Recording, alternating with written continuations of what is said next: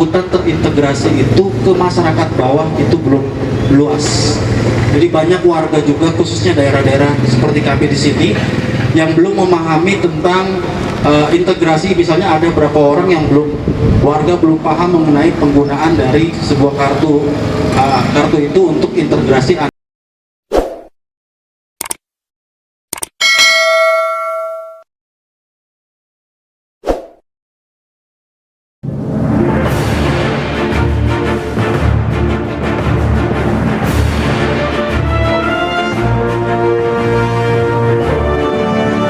Selamat datang kami ucapkan kepada Ibu Lurah Rawabadak Selatan. Sekedar aja.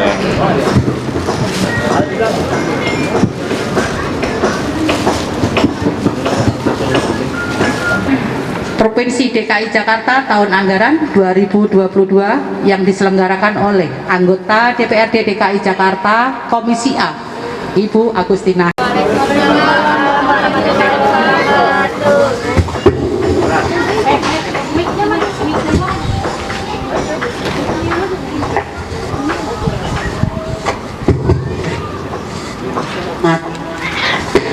Bapak Yarkoni Rodi sebagai narasumber hari ini. Buatnya takut ribut Pak tentang transportasi. Kemudian Pak sama katanya, oh iya, Mas Ageng, ada dua narasumber hari ini. Kemudian para pengurus ranting PDIP. Iya, mana ada? Ya, kemudian Pak RW 11, ada RW 10, ada Ketua LMK, kemudian para RT, para tokoh masyarakat yang hadir dalam sosialisasi ini. Ya, alhamdulillah kita bisa mengikuti sosialisasi perda ini. Mudah-mudahan nanti bisa disimak baik. Kemudian saya hanya ingin kemarin di RW 7 itu sudah ada tes emisi, uji emisi ya, tapi hanya dihususkan di RW 7 dan diadakan oleh Auto 2000 ya, kalau nggak salah Auto 2000 itu kan untuk supaya mungkin mengetes semua udara yang membantu supaya menetralisir mungkin ya udara-udara yang sekarang ini di Jakarta Utara kita tahu sendiri sedekah ya, betul ya. Saya juga tadinya kan oh gitu ya, dan alhamdulillah saat ini kan belum ada pengenaan sanksi denda ya, karena mungkin harus mencapai 50% dulu kendaraan-kendaraan di DKI yang harus sudah lolos uji emisi. Nah itu belum mencapai. Nah, yang saya tahu di Jakarta Utara itu, Jakarta Selatan itu, saya kan tinggal di Jakarta Selatan, rumah saya di sana ya. Di sana tuh udaranya lebih sejuk, jujur aja lebih sejuk, lebih hijau, sehingga kulit kita itu juga. Nah, saya sampai di sini kayaknya kulit kita beda, gosong kayaknya sama sini. Tapi infonya warga yang sering-sering kena matahari biasanya lebih kuat, lebih sehat, karena lebih pokoknya dia lebih pertahanannya lebih kuat. Coba kita lihat ya, kan sering berjemur, sering ini, tapi mereka sehat-sehat, jarang-jarang sakit. Tapi di Jakarta Selatan, kalau di sana itu kan kita jarang-jarang ini ya, rata-rata pakai kendaraan gitu ya, masuk rumah AC, masuk kendaraan AC, masuk kantor AC. Jadi sensitif dengan cuaca-cuaca yang kurang ini ya, kurang yang seperti panas matahari itu kurang cocok. Karena itu kecuali Thailand ya, Bangkok kita ada kemiripan dengan kita. Tapi yang namanya Eropa, Jerman, aku pernah ke sana, Jerman, Paris, Prancis, manusia sedikit, kendaraannya sedikit. Jadi nyaman kita di sana. Mau nyebrang pun juga kadang-kadang kita nggak enak sendiri, mau nyebrang nggak ada lewat, tapi kita harus berhenti karena kan harus waktu. Itu aja. Saya akhiri billahi taufiq wal hidayah. Wassalamualaikum warahmatullahi wabarakatuh. Waalaikumsalam warahmatullahi wabarakatuh. Terima kasih kepada Ibu Hajah Suwaita. Di sebelah kanan Ibu Bulura Beliau bernama Pak Yarkoni Rodi. Juga aktif di komunitas-komunitas, juga di Karang Taruna, penanggulangan bencana perubahan iklim juga dari Nahdlatul Ulama, dan masih banyak lagi yang beliau lakukan untuk Republik ini. Untuk yang sebelah kiri Bapak Ketua RW, beliau adalah Bapak M. Ageng. Beliau adalah inisiator Car Free Day yang ada di Indonesia, dan beliau adalah tim kerja HPKP DKI Jakarta. Kedua narasumber kita ini masih muda semua, dengan Pak Yarkoni masih kelahiran di Jakarta tanggal 17 Februari 1981, masih muda banget. Saya duluan ya, duluan. Boleh berdiri Bapak Ibu. Takutnya sino, palanya soalnya udah agak habis. Nah, biar nggak tegang kan, saya boleh buka masker ya karena udah level 4. Ya kalau ke Wisma Atlet ketemunya saya. Iya Bu. Tapi tetap jaga jarak ya Bu, tetap jaga tetap jaga. Tapi utara paling keren kok Bu. Pokoknya ngejemur Bu. Ilmunya cuma ngejemur di COVID selama ini pokoknya kalau yang masuk Wisma Atlet, kebetulan saya wakil komandan Wisma Atlet Bu. Saya 1,5 tahun di sana. Wakil komandan lapangan saya di Wisma Atlet. Jelek ya anak muda ini udah botak. Kita karena polanya diskusi aja. Di perda ini kalau dikupas itu 100 lebih lah, 126 atau 162 ini Bu, pasal Bu. Ribet lah dibaca ya Bapak Ibu, tapi saya akan simpulkan. Di sini membahasnya di mana transportasi secara jalan, kereta api, udara, dan air. Kok air ngapain di Jakarta diinin? Iyalah yang ke Pulau Seribu gimana Bapak Ibu kalau transportasinya nggak kita tentuin, ya gak Bapak Ibu? Nah, terus udah Bapak jangan cerita macam-macam. Kalau itu pasalnya banyak. Yang untung buat kita, yang penting buat kita. Nah, loh Bapak Ibu. Nah, Bu, di perda ini ternyata memikirkan kita. Perda ini memikirkan bagaimana transportasi itu sampai dengan tingkat RT RW harus terintegrasi. Percaya gak Bapak Ibu? Buktinya di perda ini ditetapkan supaya agar bisa mencerminkan terintegrasinya kendaraan yang ada di DKI Jakarta ini. Dengan satu, kita bisa semuanya. Ibu bisa naik Jaklingko, dari itu langsung busway, dari busway bisa naik MRT. Udah ada yang nyobain belum Bu? Cobain dong Bu, Bapak Ibu. Jadi one trip, jadi satu trip bisa untuk semua, walaupun belum semua. Iya. Nah, masih macet segala macam, itu dia Bu, Bapak Ibu. Kenapa perda ini diciptakan? Sebetulnya saya balik lagi dulu. Di perda ini yang disebut kendaraan itu adalah dua, kendaraan bermotor dan kendaraan tidak. Itu pasti tahu ya Bapak Ibu, itu saya nggak bahas. Kenapa motor, mobil segala macam Bapak udah tahu. Parkirnya sebelah kiri semua ya. Boleh nggak Bapak Ibu? Boleh, karena rapi dan sepakat. Terlebih oke, bukan karena sesama pengguna jalannya, tapi ketika terjadi bencana biar segera teratasi. Oke, kalau itu tetangga yang kebakar kita santai-santai aja. Iya, market di jalan itu, atau kan kita salah satu yang unsur yang dibahas adalah jalan ya. Jalan itu harus mulus. Jalan berlubang itu akan mengakibatkan kecelakaan, terutama motor ya Bu. Itu yang paling nyesel, tapi dilakuin. Pernah gak menyesal bener gak di belakang atau di depan Bapak Ibu? Penyesalan. Ya oke, yang belakangan. Ada gak yang duluan Bu? Ada gak? Ada Bu yang nyesel duluan. Naik motor Bu, saya kenceng Bu, udah ketahuan itu lubang. Ya lubang, itu nyesel gak? Tapi ditangkap. Alhamdulillah, selamat siang dan salam sehat selalu untuk kita semua, ibu-ibu dan bapak-bapak yang kami hormati, Ibu Lurah, Pak RW, para tokoh masyarakat, dan pemuka agama yang hadir pada kesempatan kali ini. Alhamdulillah kita bisa bersilaturahmi, mencoba menggali sedikit informasi. Tentunya ini mudah-mudahan memberikan manfaat bagi kita semua.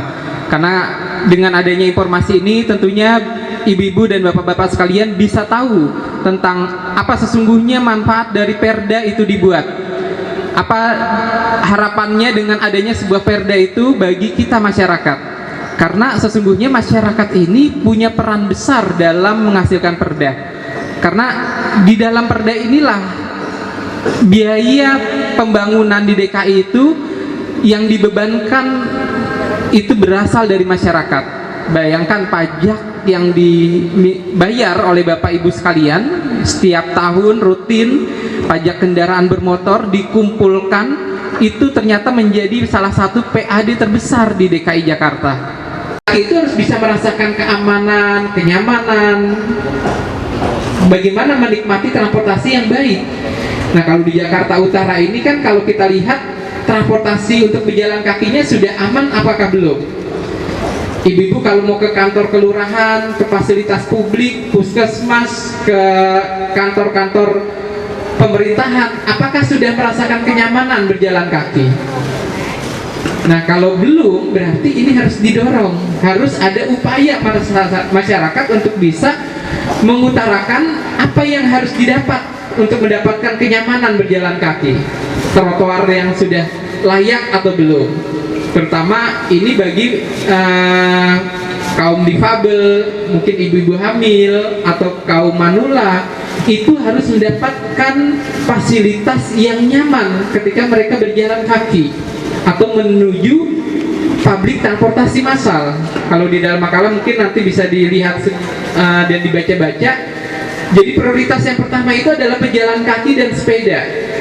Ada pertanyaan mengenai hasil yang dapat kami sampaikan, yang telah disampaikan tadi, bahwa memang di Perda nomor 5 tahun 2014 ini untuk saat ini mungkin moda transportasi di Jakarta, DKI Jakarta sudah agak bagus dibandingkan sebelum-sebelumnya. Misalnya ada beberapa transportasi yang sudah dihilangkan karena tidak sesuai dengan aturan serta mengakibatkan polusi udara yang kepanjangan. Namun perlu digarisbawahi juga, ketika perda ini sudah beredar, sangat disayangkan ketika informasi atau sosialisasi yang berhubungan dengan angkutan terintegrasi itu ke masyarakat bawah itu belum luas. Jadi banyak warga juga, khususnya daerah-daerah seperti kami di sini, yang belum memahami tentang integrasi. Misalnya ada berapa orang yang warga belum paham mengenai penggunaan dari sebuah kartu itu untuk integrasi antara angkutan satu dengan angkutan lainnya. Kemudian mengenai transportasi, khususnya kan bukan hanya sekedar angkutan untuk mobil, termasuk juga sepeda, motor. Kalau bisa juga diperhatikan juga, ini khususnya di kampung kami di Tanampra ini, ketika melihat kondisi jalan yang memang sangat memprihatinkan, bahkan banyak kendaraan-kendaraan yang lalu lalang seperti ini, sebagai jalur utama di RW 11 ini, mohon perhatian juga dari pemerintah daerah, khususnya Bina Marga, kemudian SDA, untuk bisa mendorong juga, mungkin Pak Ibu anggota Dewan tadi seharusnya saya menyampaikan dengan Ibu anggota Dewan, tapi ini tolong disampaikan, untuk mendorong juga dari pemerintah khususnya dari Jakarta Utara ini, Pak Wali, mungkin Bu Lurah juga bisa mendorong bagaimana jalan ini bisa dibangun secepatnya, karena ini adalah jalan integrasi juga atau jalur utama yang dilalui oleh 3 RW ini. Jadi itu mungkin harapan kami masyarakat di RW 11 bisa terbangun, bukan hanya sekedar semua janji-janji tapi tidak ada realisasi tanpa adanya kerja keras, atau mungkin seperti ini, kegiatan seperti ini sangat bisa mendorong untuk pembangunan di RW 11. Mungkin itu yang dapat saya sampaikan. Assalamualaikum warahmatullahi wabarakatuh. Dan satu keputusan gubernur nomor 878. Jadi 3 RW yang peraturan gubernur nomor 90 menyangkut RW 9, 10 dan RW 22 Kelapa Gading. Sedangkan yang Kepgub 878 menyangkut RW 7, RW 8 dan RW 11. Tapi dalam perjalanannya Pergub sudah terrealisasi, bahkan mereka sudah melakukan pembangunan lanjutan. Sementara kita yang di bawah payung hukum Kepgub 878 ini sama sekali belum tersentuh. Ini menjadi konflik di wilayah, terutama warga kita, karena memang 10 di depan kita, berbatasan kita, 9 juga di samping kita, mereka semua dibangun. Akhirnya mulai geliat masyarakat ini mulai timbul karena merasa ada kecemburuan sosial. Itu yang pertama. Yang kedua, memang setelah mereka pembangunannya terlaksana ini, kita dijadikan kolam wilayah kita, karena terus terang aja RW 9 dulu meminta sodetan pengembangan RT ke RW 1 dan RW 2 ditolak. Tapi saya sebagai saudara dekat saya persilakan untuk airnya lewat di tempat kita.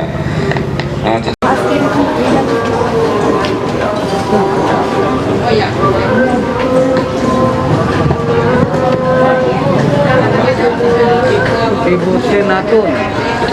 Saya juga gitu maunya. Baik, assalamualaikum warahmatullahi wabarakatuh. Salam sejahtera untuk kita semua. Yang saya hormati dari Bu Lura. Ya Bu Lura, terima kasih atas kehadirannya. Bu Lura urusan ya kayaknya ya.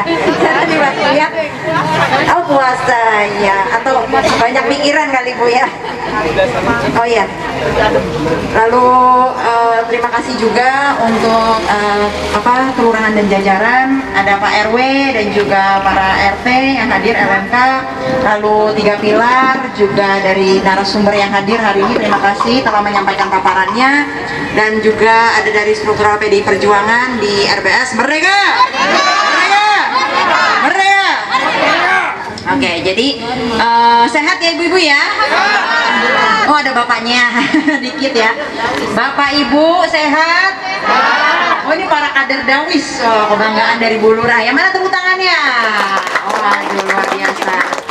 Mohon maaf Bapak Ibu, saya hari ini hadir agendanya hanya menutup. Mohon maaf juga Bu Lurah, saya terlambat tadi karena memang ini karena mau Lebaran Bu. Jadi memang semua kegiatan dipadetin nih Bu. Jadi karena nanti Lebaran pada pulang kampung nggak? Pulang. Nggak, pada nggak punya kampung.